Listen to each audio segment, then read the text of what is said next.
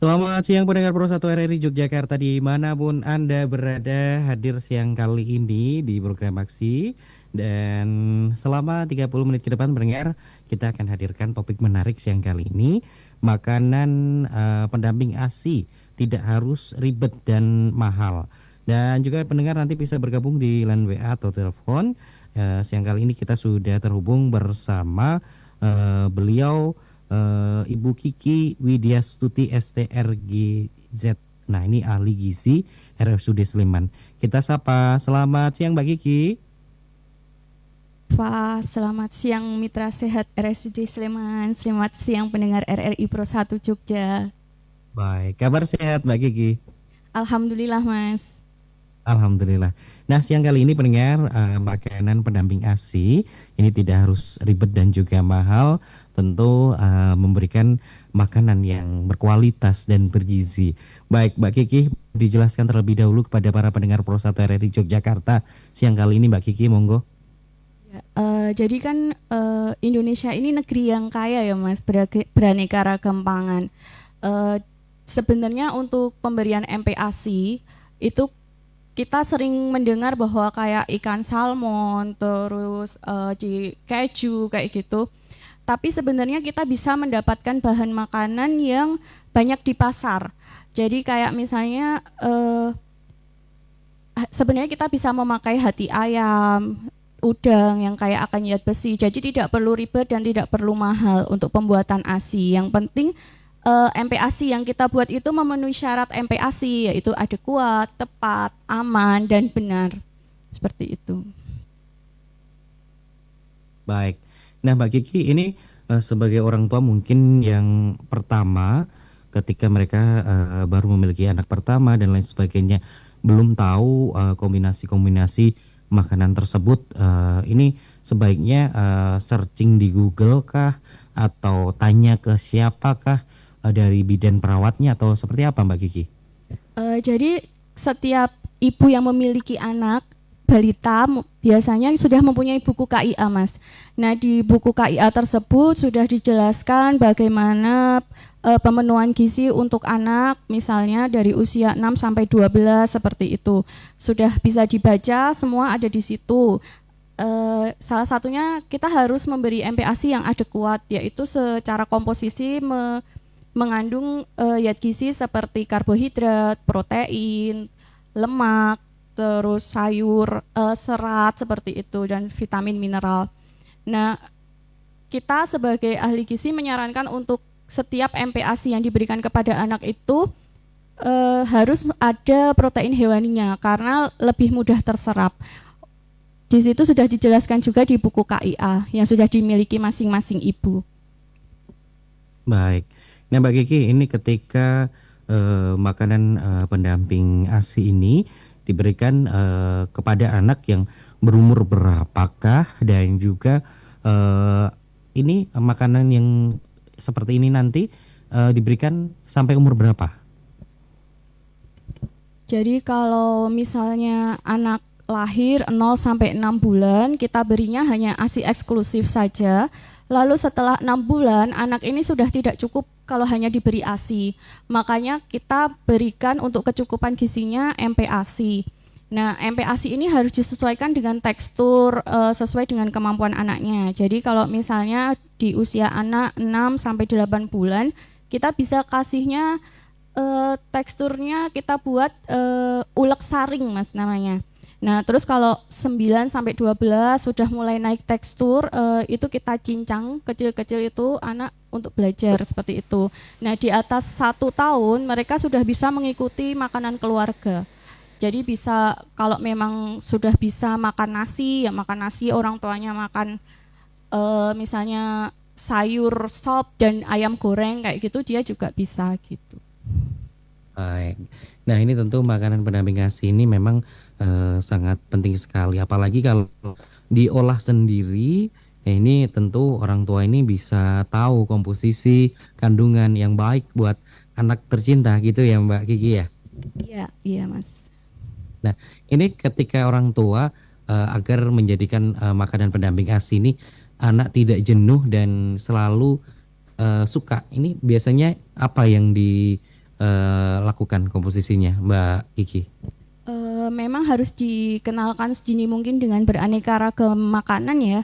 Jadi kalau misalnya anak baru mulai makan, kita harus mengenalkan dia dengan real food. Jadi memang kita masakan sendiri dari sumber-sumber alami seperti itu, bukan instan.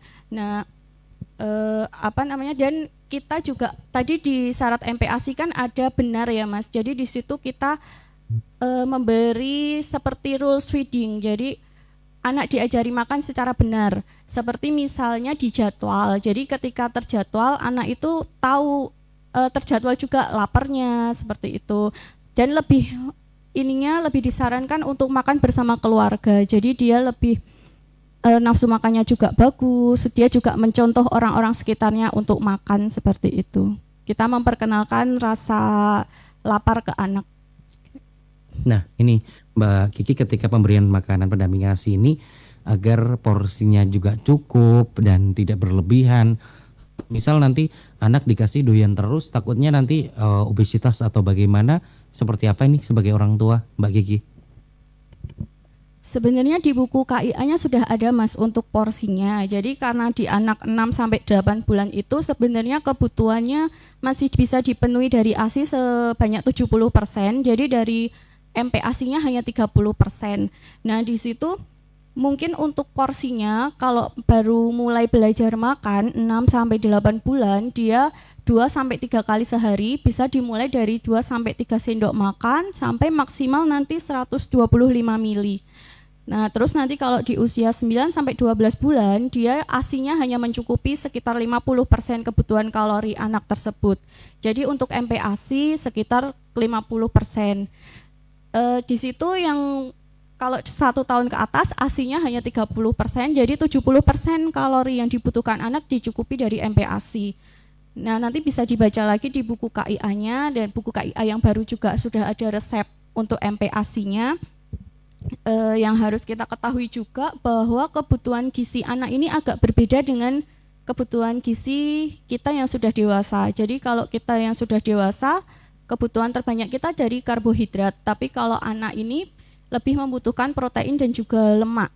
Jadi nggak apa-apa nanti misalnya di MPASI itu sudah kita kasih protein hewani, lalu bisa ditambah lemaknya, nanti bisa ditambah santan atau minyak kelapa seperti itu. Baik. Nah, ini ada yang bertanya Mbak Kiki di 0811-2711-911 dari Bu Yeska di Alkit. Mbak Kiki, kalau biasanya pagi-pagi itu ada yang jualan bubur anak dan lain sebagainya. Nah, ini apakah boleh kita berikan kepada anak untuk mendamping ASI dan juga nanti diselingi sama buah-buahan? Monggo Mbak Kiki. Ya, banyak ya yang jual bubur organik kayak gitu ya, karena mungkin juga orang tuanya bekerja dan sebagainya. Kalau saya sih jawabannya boleh ya, tapi yang harus kita ketahui dari bubur organik adalah kita tidak tahu komposisinya. Jadi kalau kita hitung proteinnya anak untuk usia 6 sampai 8 bulan misalnya, itu sekitar membutuhkan 50 gram protein hewani.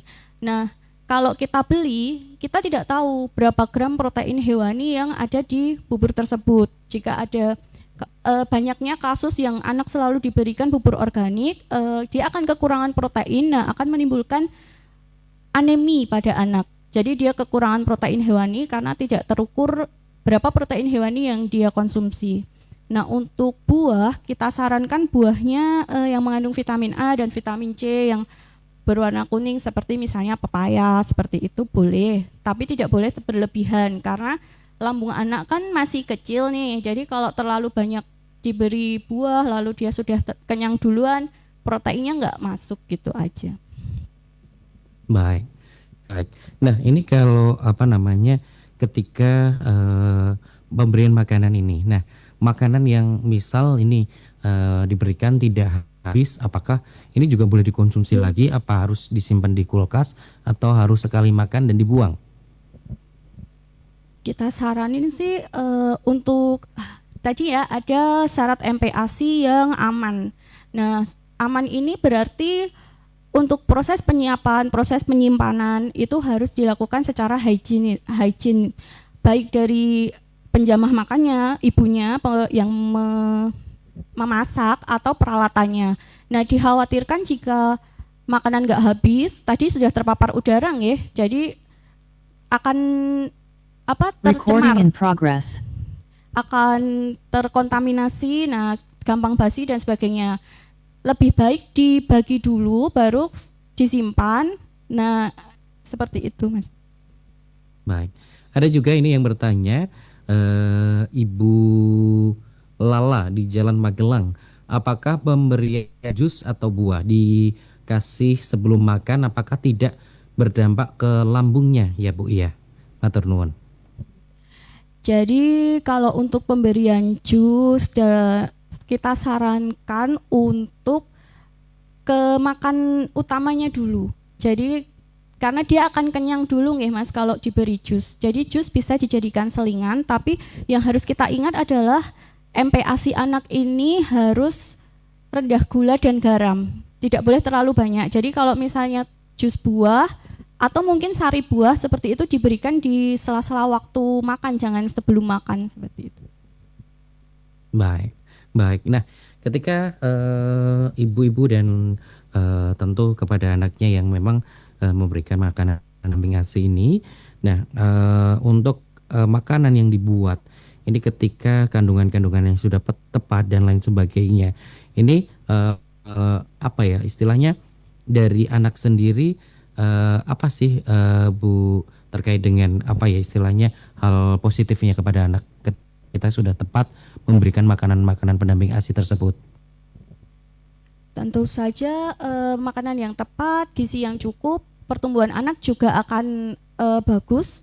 Pertumbuhan yang bagus itu juga investasi dia di jangka panjang ke depannya.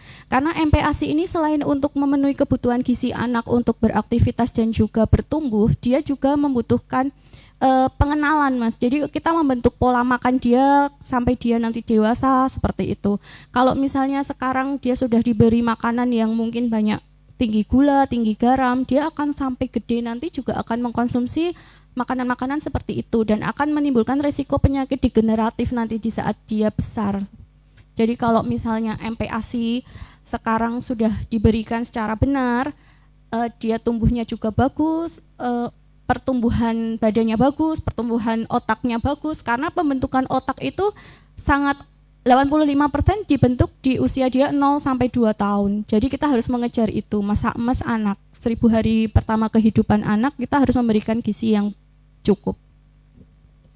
Baik, ada juga Ibu Fatimah di Kadipaten pengen bertanya Bu Kiki, kalau anak balita yang memang sudah bisa dicoba untuk makan sendiri, kita biasakan mereka untuk makan makanannya mereka sendiri, apakah diperkenankan? Karena kita lihat kadang belepotan ke sana, belepotan ke sini sudah jatuh dan lain sebagainya. Monggo Bu Kiki. Ya, sekarang juga banyak ya yang kayak BLW gitu ya, baby lead weaning kayak gitu.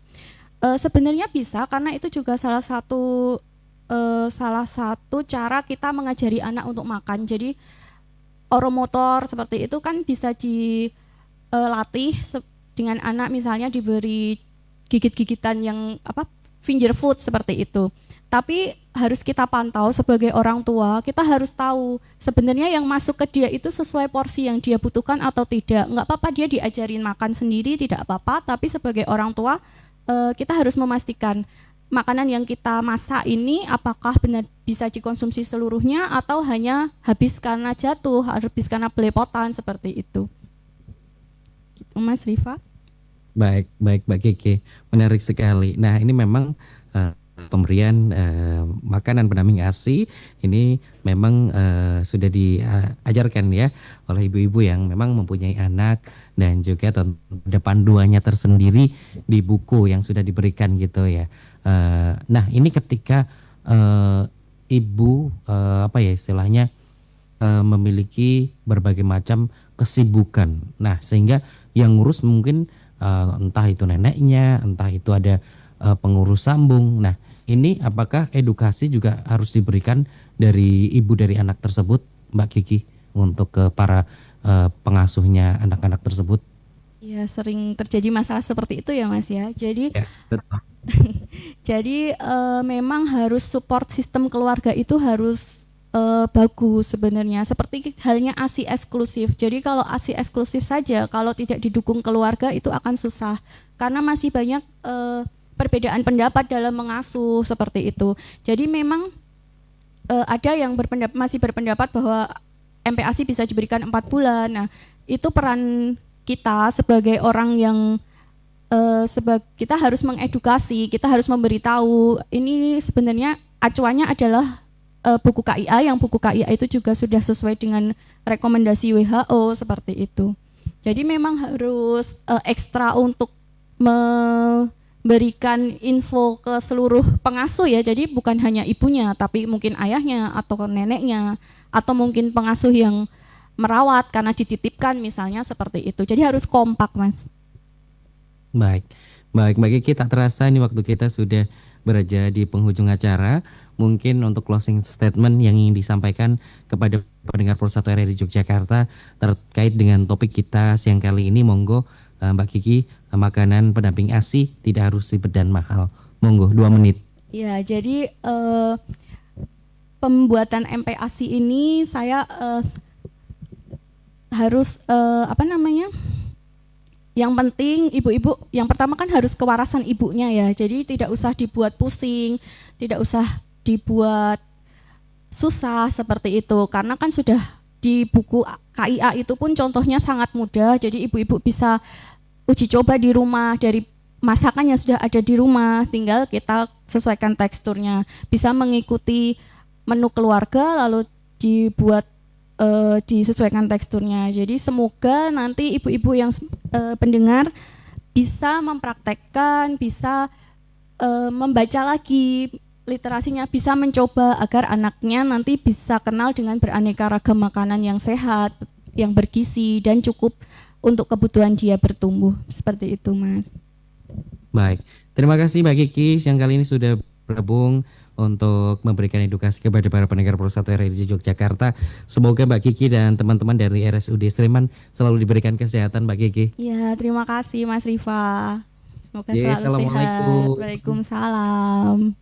Pendengar, terima kasih Anda sudah bergabung juga di program Aksi siang kali ini terkait dengan topik makanan pendamping ASI tidak harus ribet dan mahal bersama Kiki Widyastuti STR GZ, yakni ahli gizi RS Sleman. Pendengar, terima kasih. Salam sehat, salam bahagia. Selamat siang.